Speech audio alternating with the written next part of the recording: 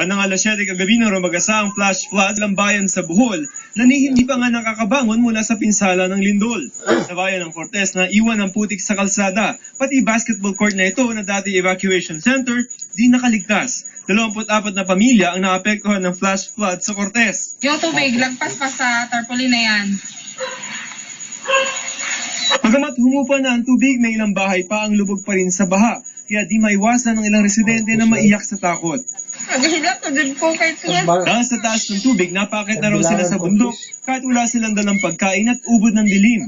Ang tulay na ito na napinsala kamakilan dahil sa lindol, tuluyan ang winasak ng baha.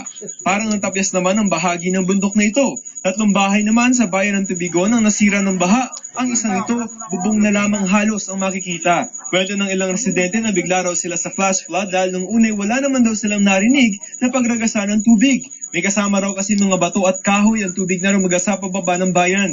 Bumigay naman ang isang tulay sa barangay Alegria sa bayan ng Katigbian.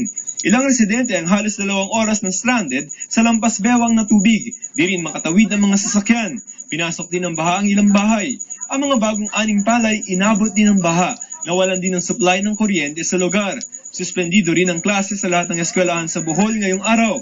Naganap ang flash flood sa kasagsagan ng ulang dala ng huminang bagyong Wilma na naging low pressure area. Nakapaloob ito sa Intertropical Convergence Zone.